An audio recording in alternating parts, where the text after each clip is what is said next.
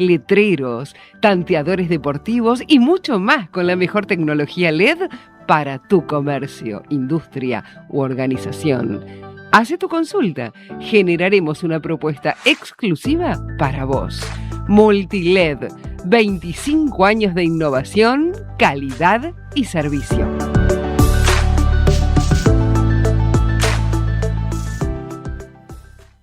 ¡Abracadabra! ¡Que la página se haga ya! ¡Shu, shu, shu! Y no ve. Ni con magia se puede hacer una página en solo 5 días a un precio tan accesible. Eso podría hacerlo alguien con un don muy especial. Para poder diseñar, programar y estar en la red con tu página web en solo 5 días y a un precio inigualable, se necesita contar con DonWeb. Entra a donweb.com y entérate cómo obtener tu página en solo 5 días a un precio más que razonable. donweb.com. El don de hacer posible lo imposible.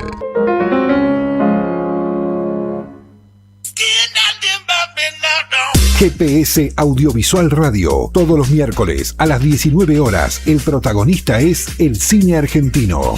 En la mirada de Julia Montesoro. Un programa con perspectiva de género que nuclea la industria cinematográfica del país.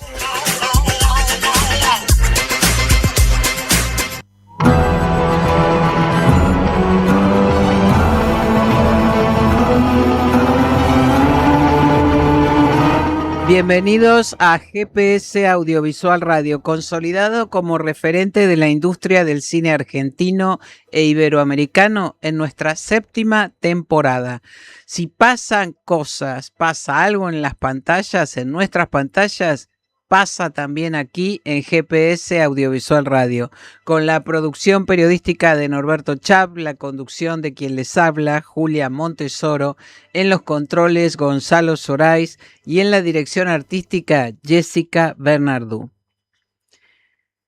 Estamos con la directora y productora Julia Solomonov, cuya obra reciente como productora, La ilusión de un verano sin fin, obtuvo el Leopardo de Oro en la sección Cineastas del Presente del Festival de Locarno. Dirigida por Alessandra Sanguinetti, la película documental registra la vida de 2 mujeres en La Pampa durante 25 años. Por otra parte, como directora, Julia está desarrollando actualmente el proyecto Deriva. Bienvenida, Julia. Muchas gracias por acompañarnos. ¿Cómo estás? Estás muteada tu micrófono porque no te estoy escuchando. Hola, Tocaya, ¿cómo estás? Ahora sí, ¿qué tal, Tocaya? Bienvenida. Bien, te veo muy abrigada. Acá yo estoy con el calor, pero veo que en Buenos Aires sigue frío. Sí, hace frío, sí, pero vos tenés un bronceado además envidiable, te voy a decir. Ya se va a terminar, en un mes me estoy en el frío total, así que sí. Venís de recibir los últimos días de verano para mí. Venís de recibir el premio en Locarno como productora con La ilusión de un verano sin fin. ¿Con qué película se encontró el jurado? Una película muy inusual porque es un documental y es bastante inusual que un documental gane, porque lo que a mí me parece muy, muy bueno y muy agradable es que en ciertos festivales no diferencian entre documental y ficción, pero éramos, creo que el único documental en competencia en un concurso de cineastas del presente. No, éramos 2.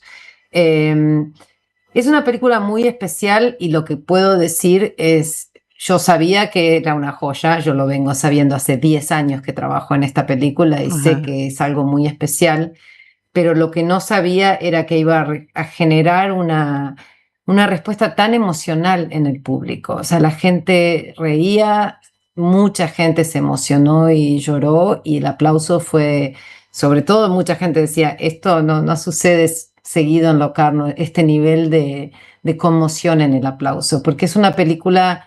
que si a uno le preguntan, bueno, pero ¿de qué se trata? Siempre es difícil decir de qué se trata. Son 2 chicas, 2 primas, Guillermina y Belinda, en el campo, en Argentina, creciendo desde que tienen 9 años hasta la adolescencia y hasta sus maternidades, y ahora son madres de niñas que ya pasaron esos 9 años, y son 25 años en la vida de 2 mujeres que a primera vista no tendrían nada excepcional. Lo que las hace excepcionales es que se entregan de una manera muy, muy honesta y muy vulnerable y también muy lúdica a la cámara de Alessandra, y Alessandra realmente tiene una mirada muy afectuosa, muy respetuosa y muy íntima. Entonces uno realmente se siente testigo del paso del tiempo, y también creo que lo que nos pasa a todos cuando lo vemos es más allá de la vida de Guille y Belinda, lo que nos pasa a nosotros es reflexionar un poco sobre nuestras propias infancias, adolescencias, el paso del tiempo. Mucha gente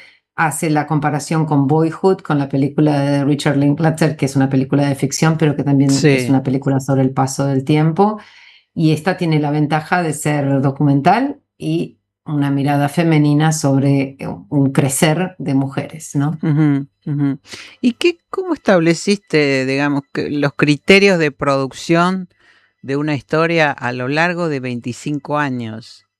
Y bueno, teniendo en cuenta, Alessandra es fotógrafa, además.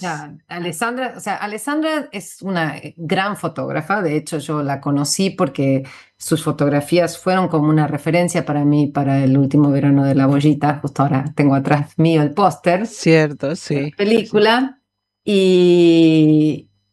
Y cuando la conocí, bueno, le hablé bastante de cómo ella había conseguido esa intimidad y ese nivel de juego y de libertad con Guillermina y Belinda. Y ella me contó que mientras ella hacía esas fotos, que son fotos que están en los museos más importantes del mundo, han estado en MoMA, en el Getty, en la Fundación Cartier-Bresson, y son fotos que están sacadas con una cámara que se llama una Hasselblad, digamos, una cámara 6x6, una cámara de un formato medio, muy profesional, con una definición y un color excelente, si el cuadro es perfecto. Ella, para poder liberar a las chicas de la presión de esa cámara, había puesto como para hacerlas jugar una pequeña cámara que cuando ella empezó era Hi8 y después fue Mini DV y después fue evolucionando como fue evolucionando la tecnología en los últimos 25 años. Entonces las chicas actuaban sus fantasías, sus programas de televisión, sus Mirtas Legrand, sus Natalia Oreiro, sus Soledad Pastorutti, a esa camarita chiquita y muy íntima, y ahí salía un juego. Entonces cuando ella me contó eso, yo le dije, pero entonces, ¿cuántos años de material tenés? Y dice, sí, ya tengo como 10 o 15. Y digo, uy, vos tenés una película, no hay duda que en ese material tiene que haber una película. Y la verdad es que le dije, si alguna vez querés que alguien la produzca, yo estoy segura que a mí me va a interesar. Y ella, de una manera muy tímida y también muy protectora del material, sonrió con una sonrisa muy, que yo ahora le conozco mucho a Alessandra porque ya llevamos 10 años trabajando juntas. Y yo dije, bueno, si vos querés, empecemos por digitalizar el material, hacer un backup, hacer las copias y empezar a buscar fondos. Y bueno, de a poquito, sin presión, porque es un proyecto que obviamente tampoco teníamos muy claro cómo terminaba, porque ¿qué termina? O sea, claro, ¿cómo se termina una vida que sigue? Entonces fuimos presentándonos, algunos fondos nos recibieron, otros menos, otros no vieron, porque lo que pasa mucho en el mundo documental y en el mundo documental en Estados Unidos también. Yo estoy basada ahora en Nueva York, donde doy clases. Es que, claro, no hay nada urgente en este documental, no hay ningún tema urgente, ni impresionante, ni de noticias. Es una película sobre el paso del tiempo y sobre la infancia y sobre la juventud y sobre ser mujer en un mundo más bien masculino, en donde hay mucho más lugar para los gauchos que para las mujeres del campo en cuanto a la mitología argentina, ¿no? Entonces, y lo que no queríamos hacer era en ningún momento caer en una narrativa típica de los países del norte, en donde fuera una historia de explotación de las mujeres para así poder conseguir los fondos. Nosotros no queríamos hacer esa película, queríamos hacer una película que mantuviera muy clara la dignidad del juego y la autonomía, digamos, la palabra que se diría como la agencia, la capacidad de decidir de nuestros personajes. Pero bueno, tuvimos suerte que más o menos al tercer intento, cuando uno va afilando el lápiz y aprendiendo cómo hablar del proyecto, le interesó al Sundance Edit Lab, a los talleres de Sundance, conseguimos un dinero de Sundance de desarrollo, y eso fue hace 4 años. Y gracias a Sundance también le interesó a Movie como posible distribuidor, y entonces empezaron a sumarse algunos apoyos que eran cruciales. Y después entró también el apoyo de Impact Partners, que se dedican a documentales en Estados Unidos. Lo bueno fue que han sido socios muy respetuosos de todo el proceso. Y también, como es un documental para los estándares de Movie o de Impact Partners muy chiquito en cuanto a su presupuesto, pudimos mantener una cierta libertad en la manera en la que lo hicimos. Trabajamos con todo un equipo argentino. Voy a tener que nombrar un par de personas que fueron fundamentales, pero la más importante es Andrés Tambornino, que fue el editor, que realmente nos ayudó a encontrar la forma, porque el riesgo de una película que cubre 25 años es entrar en una especie de... Sí, de divague. Claro. Sí, y justamente estamos muy orgullosas de que es una película de 92 minutos, que no se extiende, que no decae, que siempre Alessandra quiso hacer una película que fuera muy accesible al público, no quería hacer una película solo para el circuito de arte. Ella está mucho tiempo en el circuito de arte, en los museos, y esta es una película que ella quiere que cualquier persona de todo el país o de todos los países, porque lo que estamos ahora encontrándonos es que la película tiene muy buena respuesta fuera en circuitos que no nos imaginábamos. Ahora ha recibido invitaciones de muchos lugares que realmente nos alegra mucho y nos sorprende. Y al mismo tiempo, Julia Solomonov, estás trabajando en un proyecto propio como directora, Deriva. Sí. ¿De qué se trata y en qué estado se encuentra? Bueno, vos sabés que ya hemos hablado un poquito de Deriva. Es un proceso muy largo, porque aparte, en el medio de todo esto, lo que no puedo dejar de decir es, ahora tengo un poco más de tiempo para mis proyectos, pero yo estuve durante 4 años como directora de la maestría en New York University, que es considerada la escuela número 1 en Estados Unidos. Y eso tomó mucho de mi energía. No me arrepiento, porque he trabajado con cineastas jóvenes muy talentosos de todo el globo, de todo el mundo, pero eso ha hecho que mi proceso creativo haya estado un poco relegado, y estoy muy contenta de que, bueno, ahora ya quedo como profesora de dirección y a cargo del área de dirección, pero no ya con el nivel de exigencia en el que estaba hasta el año pasado. Y gracias a eso pudimos terminar el documental de Alessandra, y ahora puedo poner toda la energía en Deriva, que es mi próximo proyecto. Es un proyecto muy conectado con el río Paraná, yo nací en Paraná y crecí en Rosario, o sea, a las 2 orillas de ese río.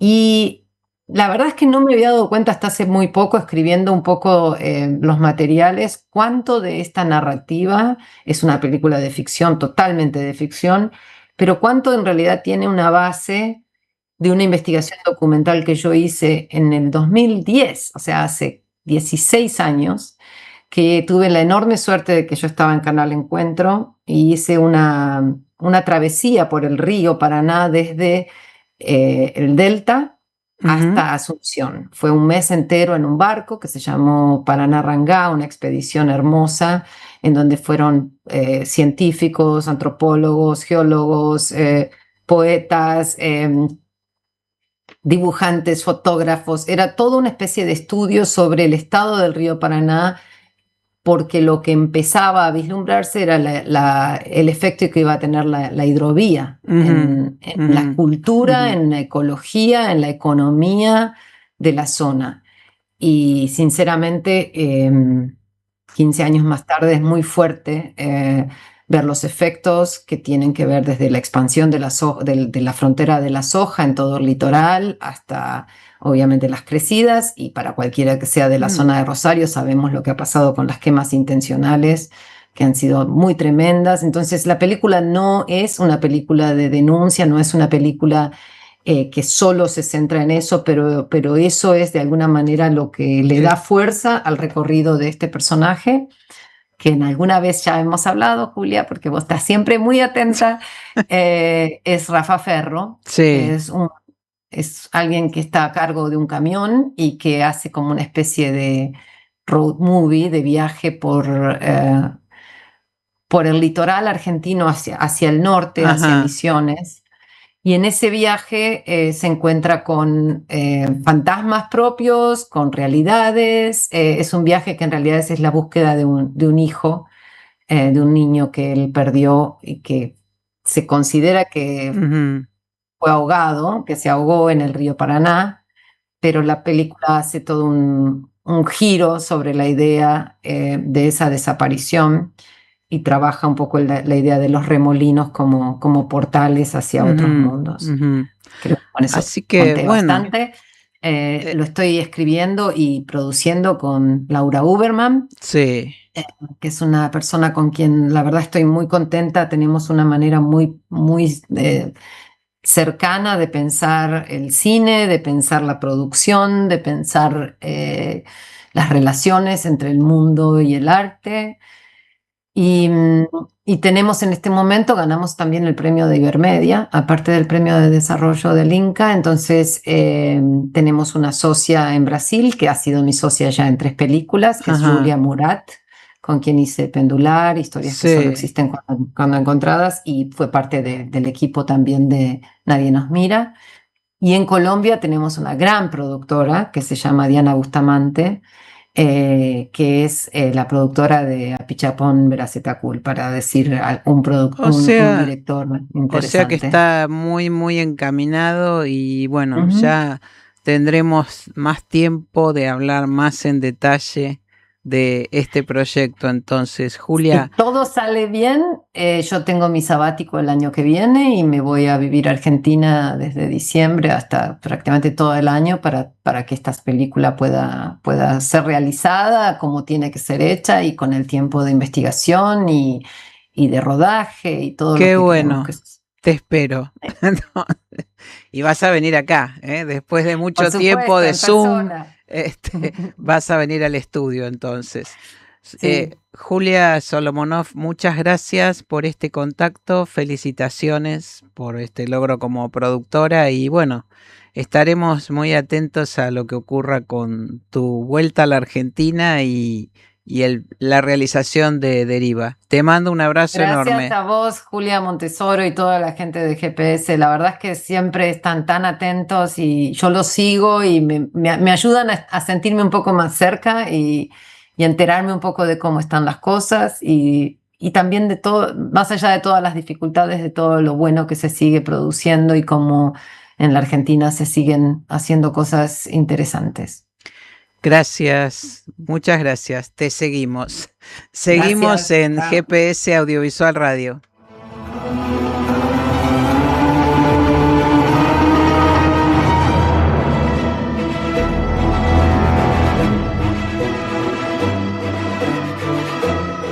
Javier Van de Kutter es el director y guionista junto con Mercedes Renke de la serie Moria, biopic de 8 episodios de media hora de duración, estrenada recientemente en una plataforma de streaming con un suceso realmente descomunal.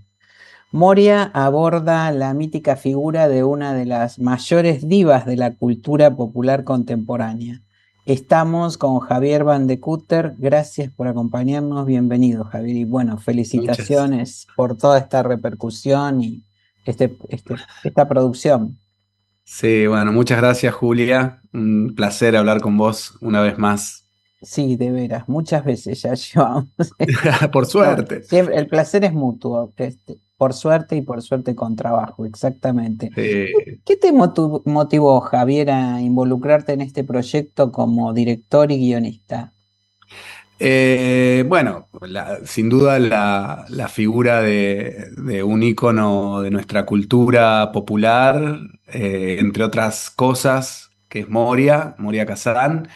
Y por otro lado, creo que también la libertad que desde About, que es la productora de Armando Boy, Mercedes Renke, y de Natacha Servi me dieron también, ¿no? Al pensar la propuesta o cómo lo contaría. eso fue muy valioso para mí porque... Y muy seductor también para una directora, para un director, un personaje como Moria y por otro lado, cómo lo contarías, ¿no? Mm, Y también saber que, bueno, que Erika Halvorsen, que es gerente de contenido desde Netflix, estaba atrás de contar esta historia, también eso me dio seguridad, que el sueño había empezado ahí porque a veces viste que hay proyectos que uno milita desde el vamos, dice, bueno, sí. yo quiero contar esta historia, quiero adaptar esta novela, quiero... Y sinceramente lo que sucedió acá fue lo que muchas veces llaman, bueno, te pedimos, te encargamos, ¿no? Y una conexión directa con el personaje, pero sobre todo que me habilitaron la posibilidad de poder contarlo o poder por lo menos explorar formas de contarlo. Ajá, claro, eso, bueno, se nota y mucho en la serie, se agradece por otra parte. Decime, ¿cómo fue el proceso de armado de un guión que, bueno, combina hechos reales, obviamente con elementos surrealistas y mitológicos? Sí. Bueno, creo que también, viste, es como que el faro era Moria. Moria siempre fue un personaje inclasificable, por Mm, llamarlo de alguna manera, y también como tratarla como personaje de ficción, para mí también me alivió, ¿no? Pensar que era un personaje que iba a estar dentro de una ficción, por ende iba a ser un personaje ficcionado con todas las libertades que tiene la ficción.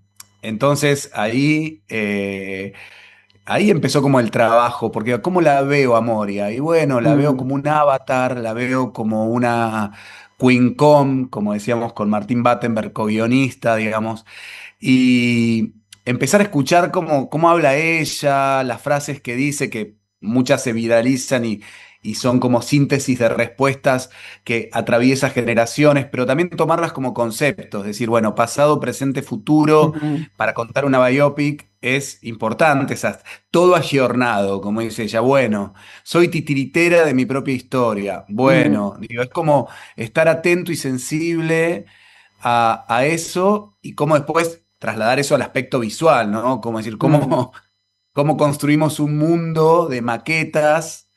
¿Se podrá? ¿Habrá presupuesto? ¿Será el diseño que quieren? Digo, porque empiezan todos los fantasmas de decir, tengo esta idea, pero tiene que quedar bien, porque hay un riesgo siempre cuando uno se corre del realismo también ujú, estético. Entonces creo que tuvo que ver como con eso y contar una vida también, que es una vida que estuvo siempre muy expuesta o que creemos que estuvo siempre muy expuesta. Entonces ahí había otra clave que era como esto del escenario de la vida, ¿no? ¿Dónde termina la realidad de Moria o la verdad de Moria y dónde empieza la ficción? Y a mm, mí es un tema que siempre me apasionó eso, ¿no? En Implosión, mi película también, hay, salvando las enormes distancias, con otra temática, sí, otra cosa, pero también Pablo y Rodrigo, los protagonistas eran los protagonistas reales de una tragedia escolar de allá de mi pueblo, de Carmen de Patagones, involucrados en una ficción, en un mecanismo de ficción que escribimos con Anaí Berneri. Entonces, hay algo ahí, ¿no? Que, bueno, que también es algo que cuando te ofrecen y te dicen, pensa, bueno, a ver, a mí empiezo a pensar por ahí, mm, por la actuación, porque los personajes reales estén mezclados en la ficción, para construir esos híbridos. Después, obviamente, había que generar un relato también atractivo porque no está fuera eso de cuando estás creando, porque vas y venís con notas con la plataforma, más allá de que te den libertad. Entonces, sí, bueno, pero creo que tuvo que ver con eso, con ese híbrido que me interesa tanto entre lo que es real, verdad, dato así sí, científico, quirúrgico que lo vas a encontrar y que es así, y la investigación pura y dura y la fantasía. ujú, Y la fantasía es algo que Moria habilita siempre. sí, claro, Entonces, y claro. muchas veces, incluso cuando habla Moria, vos decís, ¿será verdad? Ya sea porque es un exceso, ya sea porque, no sé, porque Sí, hay algo, sí. una frase que te suena impune, no sé, digo, por muchas razones decís, ¿es verdad esto que pasó? Entonces jugar con esa pregunta creo que nos fue como marcando el tono de la serie. Ujú, ujú. Ahora, ¿qué buscaste al determinar la elección de Sofía Gala Castiglione, Griselda Siciliani y Cecilia Roth para personificar a las Morias? Bien. Mirá, Julia, fue como, como un punto de vista. A ver, a mí me encantan también, vengo del lenguaje del teatro, de la Ujú, actuación. Ese fue como mi primer amor, digamos, en todo esto. Entonces, yo siento que cuando un director tiene una idea, incluso de forma de una película, la actuación, en mi caso o en mi abordaje, es fundamental. Y ujú, entonces para mí el actor o la actriz se vuelve una de las personas que más sabe de ese personaje que va a interpretar. Y le aporta también, además de la emocionalidad, de lo físico y demás, un punto de vista a esa interpretación, ¿no? Entonces yo tenía como tres bloques, porque para mí Moria siempre fue como mutando a lo largo también de sí, su vida y de un arco que se cuenta casi de 80 años, ¿no? Entonces, y de 60 años de carrera. Entonces digo, bueno, es interesante el punto de vista de Sofía Gala, primero porque me parece una actriz superdotada. sí.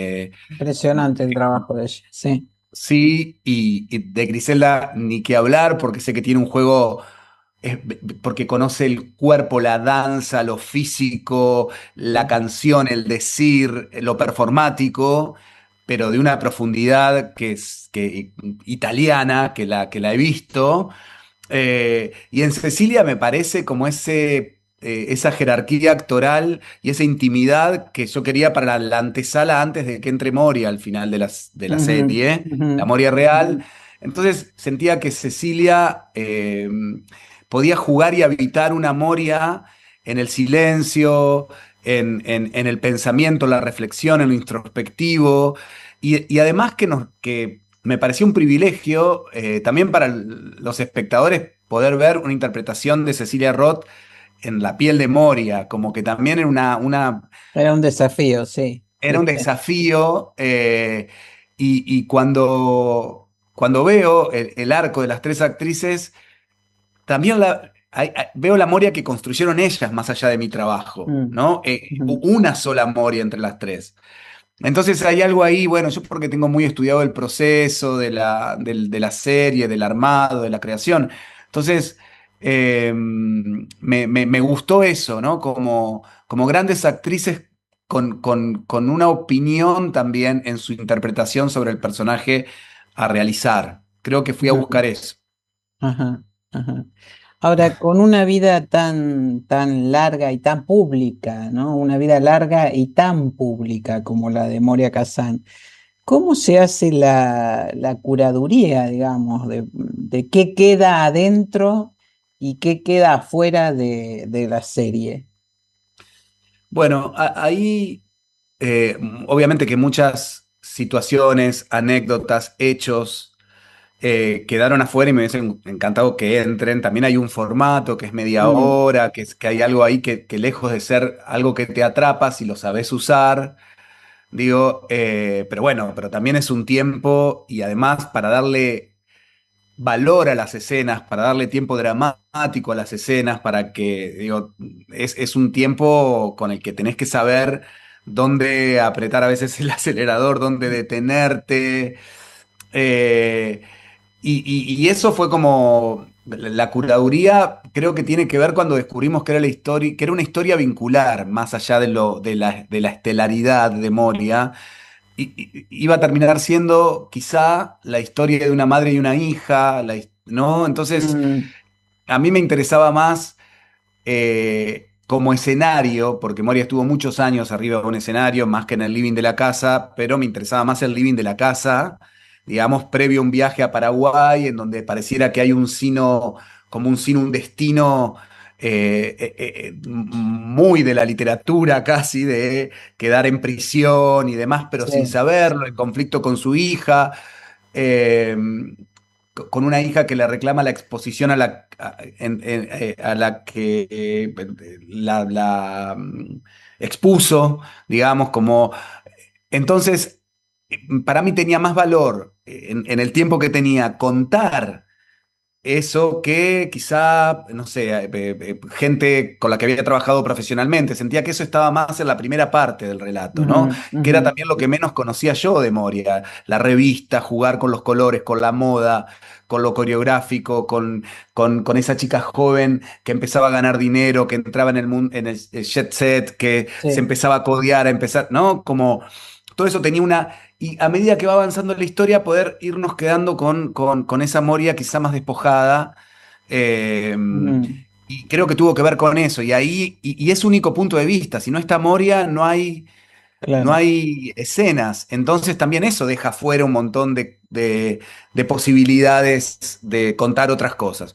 Entonces creo Mm, que tuvo que ver con eso, tuvo que ver con un aspecto queer también que queríamos como, digo, pensá que a la cama con Moria fueron políticos, artistas de los más sí, consagrados, sí, elevados, sí. internacionales de acá, pero bueno, pero a mí me interesaba que esté Batato Barea, pero porque también ahí hay una lección, Ujú, y ese personaje también la cuenta Moria, no solamente la posibilidad de ver a Batato, sino también entender que Moria, digo, eligió que esté Batato en ese momento, en ese programa, y eso también la cuenta como profesional, como persona. Entonces, cuenta un contexto también, ¿no? sí, sí, Como sí, sí. qué estaba pasando con lo queer, qué estaba pasando bueno, con muchas cosas que se Ujú, dicen en la escena. sí. Entonces, bueno, fuimos como por ahí y lamentablemente hay muchas cosas que nos hubiesen encantado porque te imaginás que está lleno Sí, da de para otra situaciones. temporada, Sí, no, seguramente. es alucinante. Sí, sí, sí, sí. Ahora, la serie caló hondo como un refugio queer. Eso está Sí, claro también, sí, ¿no? ¿Te sí. sorprendió la resignificación política que hizo el público de Moria o estaba previsto eso?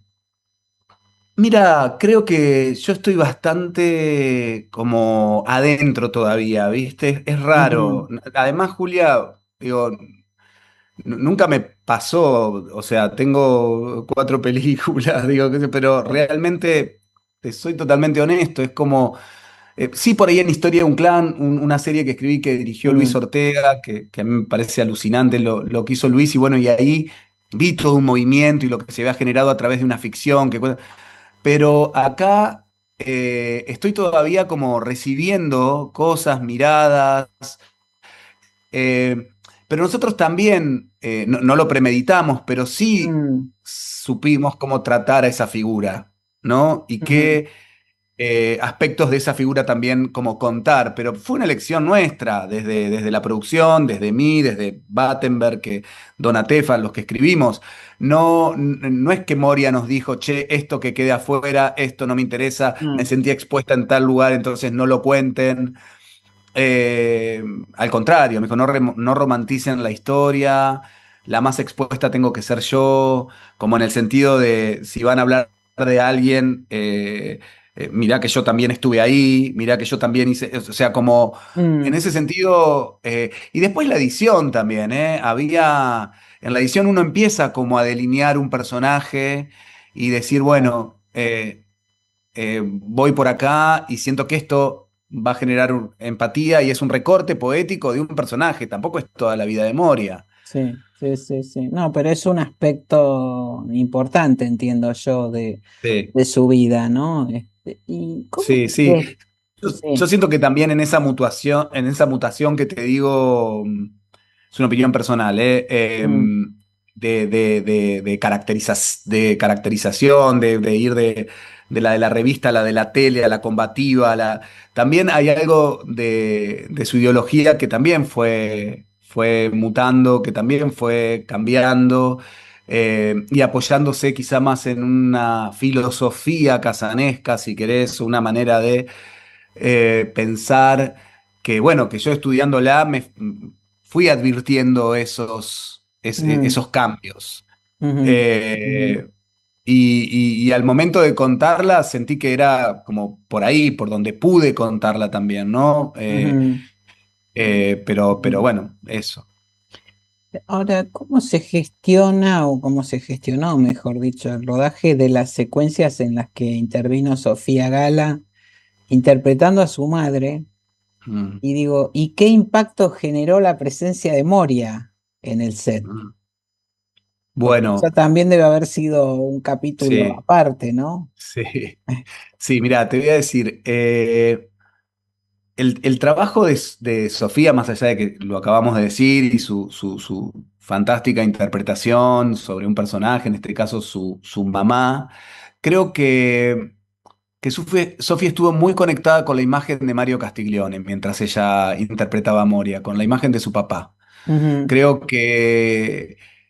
que lo trabajó casi, es una opinión mía, más allá de que he hablado con Sofía, pero viste, desde la memoria, cuando uno trabaja con algo que extraña, sí. ¿no? Como casi como si fuese un recuerdo, ¿no? Y me parece que eso fue muy potente para la actuación de Sophie.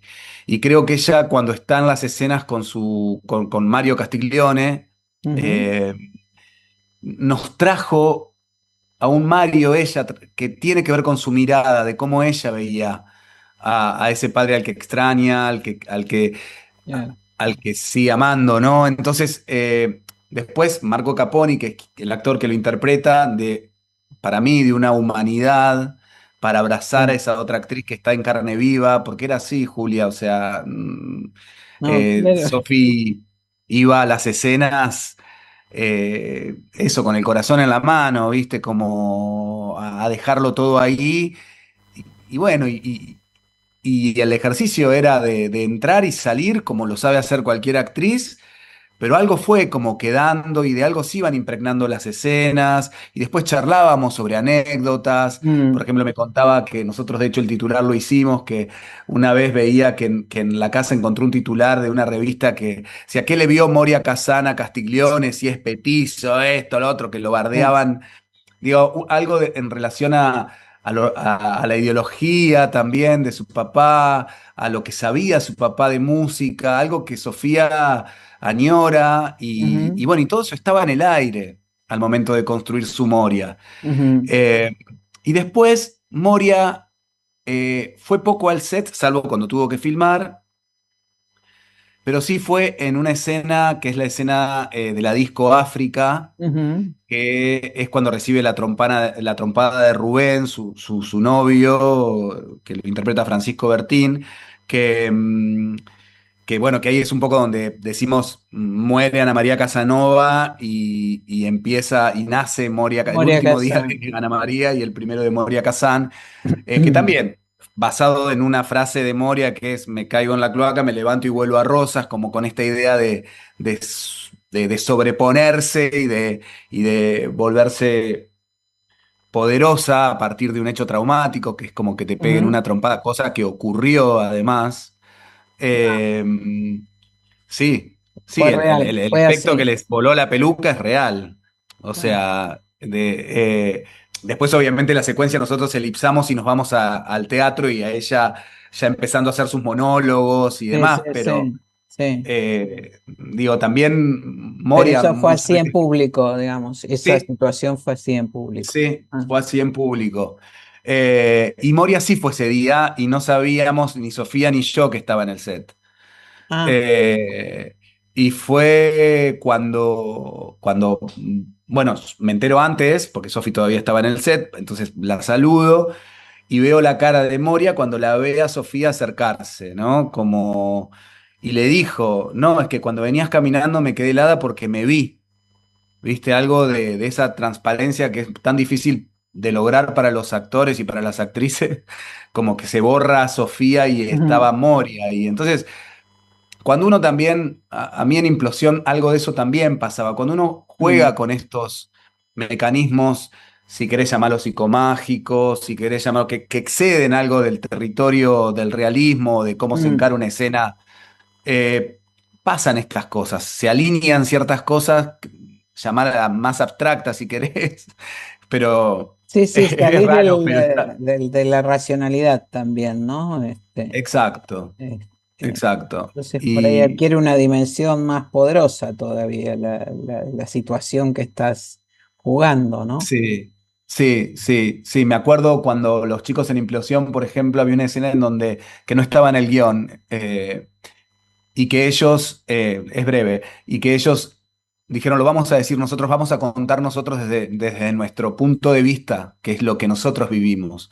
Y es una escena donde uno de ellos termina diciendo, no hay culpables, no hay, digo, Mm, y hay algo ahí en donde el arte y la realidad y el dolor y el trauma y la memoria y el recuerdo va girando y es inmanejable para, ¿viste? Después sí está la edición, por supuesto, que uno puede manipular un montón de mm, cosas, mm. pero eso es, digo, las actrices que estaban ahí, Julieta Sapiola y Nina Blefari, Nina Suárez, estaban recibiendo eso y vos decís, eso es actoral, no es actoral, Mm, ¿viste? Eso, y acá había algo todo el tiempo en el aire, ¿viste? De esa energía que estaba mm, ahí. mm. Y sí, es la historia de Moria Kazan, pero en definitiva es la historia de una persona que le pasaron estas cosas y que Sí, eh, sí, y estaba ahí sí. dando vuelta.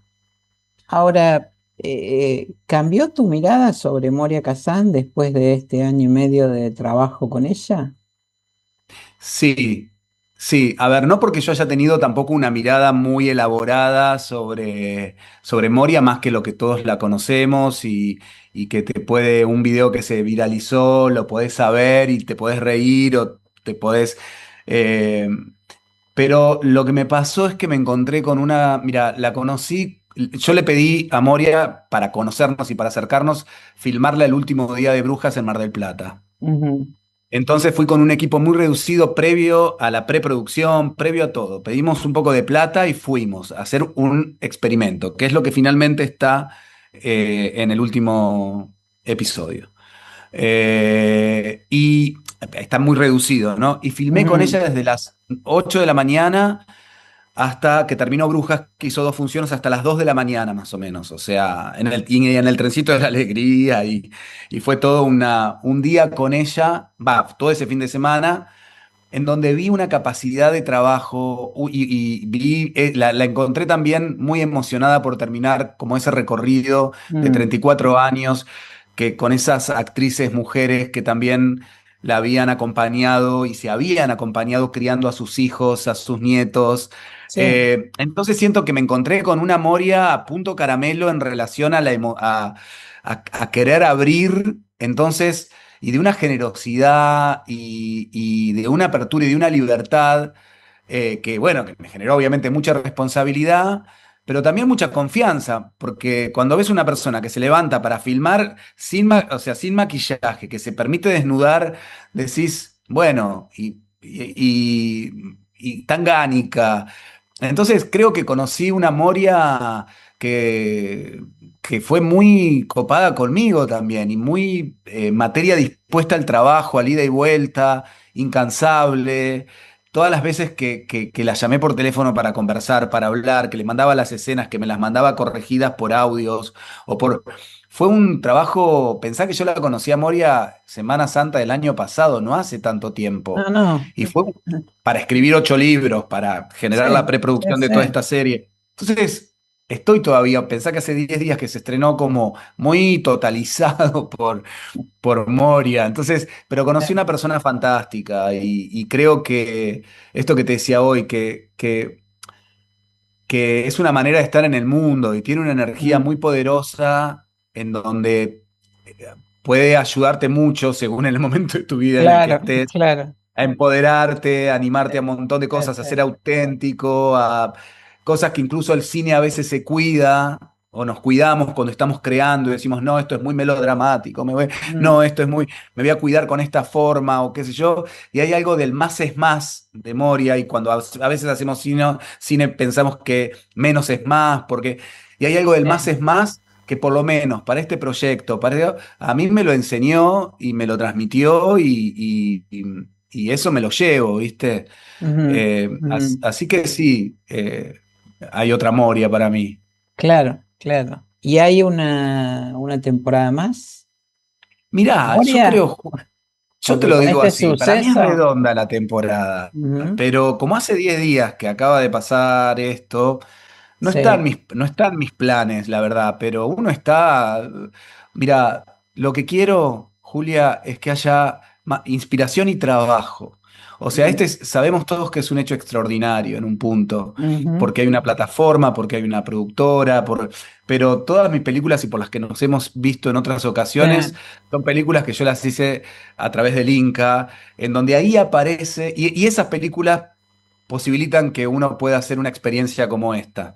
claro. Entonces ahí es donde en realidad uno empieza a trabajar con su identidad, encuentra su identidad eh, como creador argentino y entonces es eso lo que quiero. Yo tengo ganas de volver como a un relato cinematográfico, a juntarme con Laura Uberman a trabajar y mientras tanto todo lo que vaya surgiendo, sí. Pero te soy totalmente honesto, no, nadie me habló de una segunda temporada, Sí. pero porque todavía no nos pudimos ni juntar a brindar. Entonces, eh, Bueno. pero, porque nos sorprendió a todos, la verdad, ¿viste? Como, pero bueno, Mm, yo creo que ujú, Moria ujú. tiene 4 temporadas, 5. Claro, da No para, sé. da para una Sí. enciclopedia, sí, absolutamente. Javier Van de Cutter, director y co-guionista de Moria, muchísimas gracias por esta charla y bueno, nuevamente felicitaciones. Muchas gracias a vos una vez más. Te mando un abrazo enorme, Javier, Un gracias. abrazo enorme. Yo creo que preocuparte te va a ocasionar más problemas. Trata de olvidarte. Trata de meditar, hacer yoga, algún tipo de ejercicio, escuchar música suave. Una película argentina entre el sueño y la realidad. Después de un largo recorrido internacional, El Mundo al Revés llega a los cines argentinos. A partir del 6 de agosto, en la Sala Lugones. El 14 de agosto, funciones en el Cine Gumont. El 15, en el Centro Cultural Borges. Entradas disponibles en la boletería de cada sala. Para más información y fechas en el resto del país, consultar en www.elmundoalrevés.info. ¡Aguante el cine argentino independiente!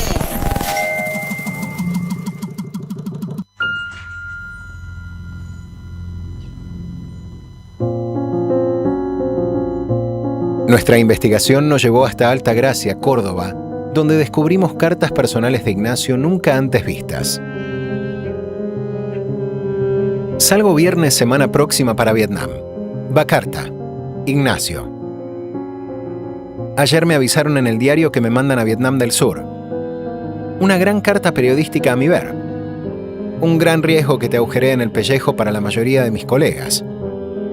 No creo que me acierten. Soy muy flaco. Con un poco de julepe, pero no demasiado. Más me importa hacer buenas notas. El corresponsal del New York Times me hizo historias muy duras y me dio estadísticas bastante peligrosas. Me encanta todavía más el ir. Un precio que tenemos que pagar. Un documental de Ricardo Preve.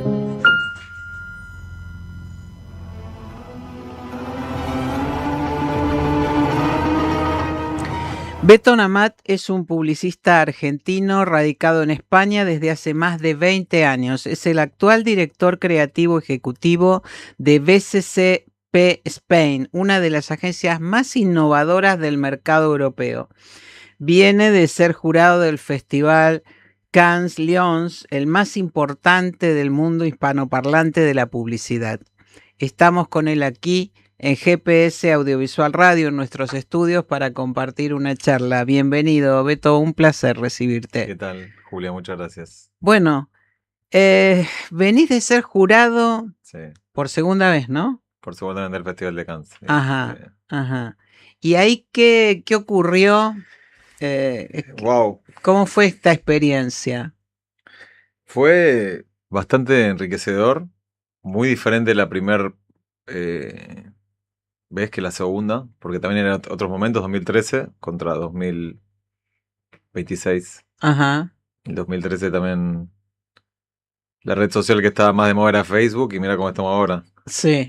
Instagram se está yendo para abajo y TikTok arriba. Instagram era Sí. un filtro de fotos en el 13, ¿no? Sí, Como cambió el mundo un poco, ¿no? Yo estuve jurado sobre todo en categorías de radio y de audio. O sea que incluso nos viene mejor dentro del mundo de la comunicación, más allá de que yo vengo más del mundo de audiovisual y de cine. Sí. Me especialicé bastante un poco en todo. Bueno, venís del mundo del audiovisual fundamentalmente, ¿no? Vos te formaste aquí en Argentina. Yo sí, en la ORT. Ajá. Estudié de chiquito, o sea, fotografía, cine, y teníamos una radio en la escuela. Después me metí también a hacer cortos, algunos premiados, sobre todo en la época de Barcelona. Tuve 8 años en Barcelona y la verdad que un placer meterme en ese mundo, además de lo que yo hago, que es publicidad, más para marcas, marketing, hacer cine un poco sin ningún fin. Es realmente hermoso, ¿no? Y ahora, bueno, esta experiencia de Cannes, fuiste como jurado para evaluar contenidos que... Del mundo. Del mundo, sí, ajá, exactamente. Del mundo, ¿Y qué viste de Argentina?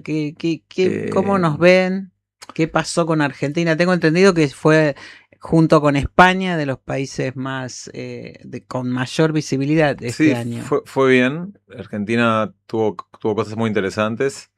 España también hizo un lindo laburo.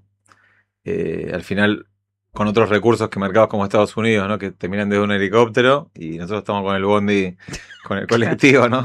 Llegando, no, porque al final cuando uno tiene menos recursos tiene que ser más creativo, ¿no? Al final, por un lado te perjudica, pero la habilidad que tiene un argentino, la verdad que va a ser como creatividad con 2 pesos, con 2 monedas, se valora un montón en estos festivales. Que también hay diferentes países y diferentes culturas, diferentes clases económicas, desde países muy desarrollados como Estados Unidos, Canadá o Inglaterra, países que la están remando, y está bueno ver cómo compite. Y lo que gana no siempre es lo más caro, la mejor producción. A veces una idea chiquita, bien producida, como una buena idea, puede ganar también. Ajá, perfecto. Sí. Ahora, ¿y qué evaluación haces vos de ese contenido? Fundamentalmente, bueno, vamos a enfocarnos en Argentina y en España, porque vos residís en España, pero sos argentino, también tienes una vasta experiencia en la publicidad aquí en Argentina. Esos contenidos que viste donde prima la creatividad, el ingenio, diría, por sobre los recursos. Sí. A mí me divierte mucho a veces que cuando no tenés un mango, haces cosas buenas. Vi una campaña, ¿puedo decir marcas acá? O sí, no? podés decir. Porque digo que al final son marcas las que bancan la publicidad. Creo que era para Mercado Libre o Mercado Pago. Era una publicidad que hicieron como publicidades de 1 segundo en la radio. Era como esto que viste antes y esto que está acá. O sea, puedes comprarlo todo en Mercado Pago. Entonces hacían publicidades de 1 segundo entre comercial y comercial. Y para decir lo que viste antes y lo que está acá, puedes comprarlo en Mercado Pago. Eso también, lo de la izquierda y lo de la derecha. O sea, hicieron como una especie de una cosa re boluda que dices, qué fácil. Y al final, está buenísimo porque llamás la atención, ¿no? En la tanda y haces reír al jurado, lo haces pensar. Son ese tipo de ideas que te pegan una piñita, ¿no? Al final... y eso gusta en un festival. Cuando no tenés una superproducción, tener una idea chiquita que se hace grande, eso ganó también en Cannes, lo que te digo. No me acuerdo, creo que ganó plata en el festival de Cannes, me parece. Ahora, bueno, vos trabajás hace más de 20 años en España y mirando la publicidad, ¿no? De iberoamericana, podríamos decir, ¿no? En conjunto. ¿Qué está sobresaliendo respecto el mercado hispanohablante de América Latina respecto del europeo? La astucia, es la creatividad al final. Y grandes mercados americanos, británicos, tienen muchos perfiles latinos, hispanos, españoles, argentinos, colombianos, ecuatorianos, brasileños, trabajando en Nueva York, en Londres, en Shanghai. Eso es lo que veo también, que la astucia también latina está permeando en estos mercados, porque si vos estás en un mercado como más aburguesado, podés producir bien, pero no tenés esa astucia latina o hispanoparlante. Creo que está bueno, y este año concretamente en Cannes hubieron muchos grandes premios para Puerto Rico, para Venezuela, para diferentes países que la rompieron, siendo países con bajos recursos. Y eso me encantó, pero creo que la base, que lo que me gusta y lo que admiro también un poco de nuestra gente, cuando digo nuestra gente, no solo Argentina y España, sino en general, al mercado hispanoparlante, es que están liderando grandes entidades, grandes rumbos. Y eso está bueno para poder permear un poquito más la comunicación a diferentes perfiles, ¿no? Claro, hacer más amplio el espectro, ¿no? Que Sí. no todo venga del mismo lugar. Claro, respetando mucho también el mercado anglosajón, pero creo que está bueno. Estamos jugando igual ya. Me parece que estamos. Ah, mira vos. Sí. Mira vos. Sí. Ahora, bueno, vos tuviste también experiencia en el mercado anglosajón porque estuviste trabajando mucho tiempo para Londres, ¿no? Bueno, sigo trabajando, o sea, la agencia en la que estoy, BCP, la matriz es británica. Tenemos agencia en España que estoy liderando creativamente, pero también tenemos agencia en New York, en Asia, en diferentes lugares, como las grandes redes que casi todas trabajan con Inglaterra, con Estados Unidos. Nosotros trabajamos mucho para afuera también, no solo para España. Trabajamos para mercados europeos, de Italia, Francia, Estados Unidos. Incluso hicimos una campaña para China en un momento también. Así que está bueno porque desde un lugar, después de la pandemia un poco, eso hizo que se pierde un poquito el miedo de que desde un lugar puedan liderar la cuenta de otro lugar. O sea, podés trabajar perfectamente en Argentina para Suiza, o desde Ecuador para Shanghai, o desde España nosotros para Brasil, para México, para UK o para Nueva York. Como mucho más aperturista está el mercado ahora. ¿Qué exigencia, qué sentís que te depara este momento del mercado? Y bueno, recién hablabas del crecimiento, los cambios tecnológicos, ¿no? Sí. Que se están dando permanentemente. ¿Y dónde te coloca eso como creativo? A ver.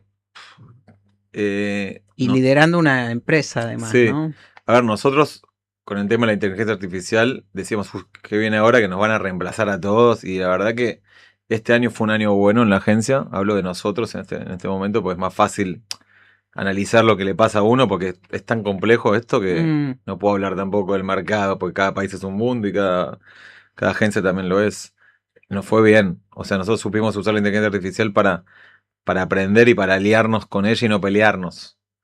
Lo que sí pasa es que antes quizás se hacía una peli, un comercial al año más costoso, y ahora se hacen pequeños comerciales muy lindos.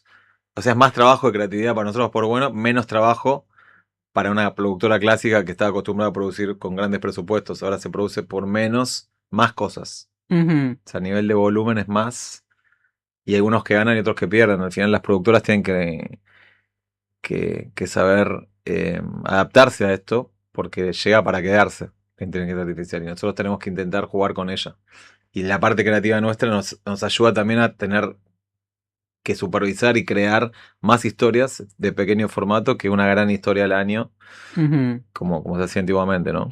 O sea, beneficia fundamentalmente en el tema de presupuesto. Sí. Utilizar la inteligencia artificial. Beneficia siempre y cuando tengamos criterio para saber hasta dónde le podemos pedir algo, hasta dónde no, porque tampoco es cuestión de reemplazar la inteligencia artificial por todo, porque también podría ser nuestro psicólogo, nuestra mujer.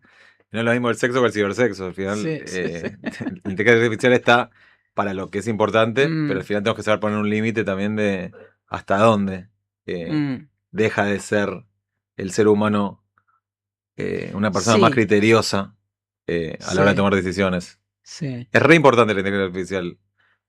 Es un atajo gigante, es una calculadora que es más fácil que sumar nosotros, ¿no? Va muy rápido, pero para lo importante, el ser humano tiene corazón y pensamientos, que creo que eso la IA no lo tiene, o todavía no lo tiene, creo. Claro, ¿no? eso te iba a decir. No creo tampoco que lo tenga. Hay una sensibilidad que creo yo que la tecnología no la va a alcanzar por más desarrollo que tenga, ¿no? Y eso, bueno, es el desafío, me parece, para nosotros, las personas de carne y hueso, ¿no? Sí. Seguimos siendo necesarias para el mundo todavía. Claro, ¿no? bueno, felizmente. Si no es Terminator, ¿no? Que nos van a manejar.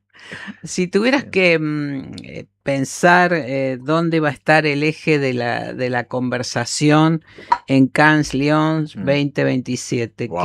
¿Qué te parece? ¿Qué dirías? Es difícil, ¿no? Porque cambia todo tan rápido, pero Creo que la inteligencia artificial va a ser muy importante en el festival del año que viene, porque va a ir más rápido que lo que fue este año, que este año fue bien, pero creo que va a haber muchos cambios en los próximos 6-8 meses todavía, tanto de creatividad como de producción, también de cómo pensamos y somos más rápidos todos. Al final hace que todos sean más efectivos, digamos, en muchas cosas, pero también que se labure de una manera como mucho más adaptativa a todo lo que va entrando. Hay mucho más trabajo en el sentido de cantidad de proyectos, cantidad de cosas. Me meto acá 20 minutos, acá 10, acá 5, valido esto. O sea, como que estamos en más cosas que antes. Hacemos más cosas que antes. Tenemos que tener cerebro y cabeza para poder dividir nuestra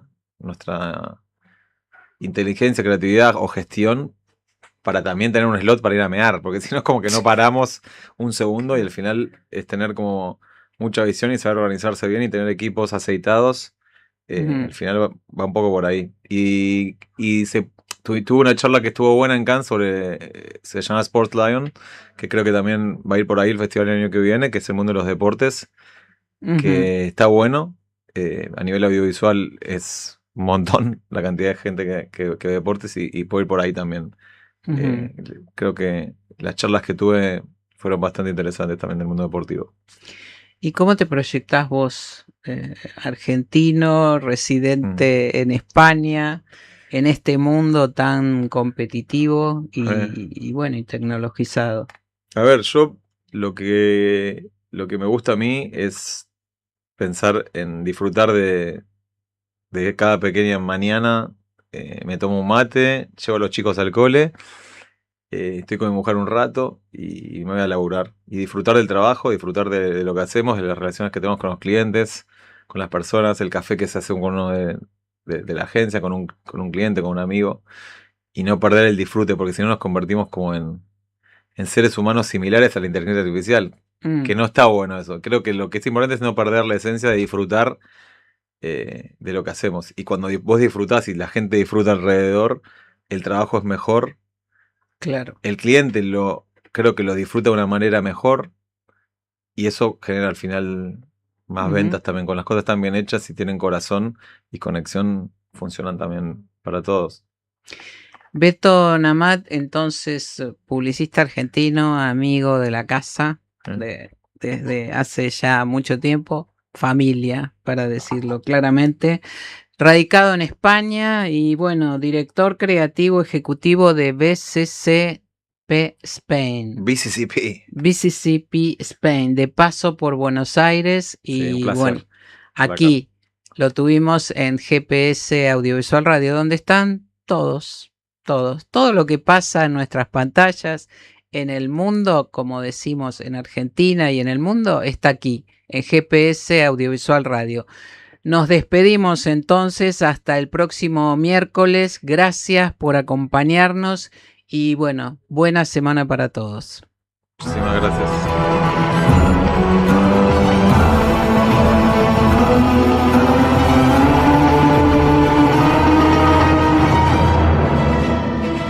Esto fue GPS Audiovisual Radio.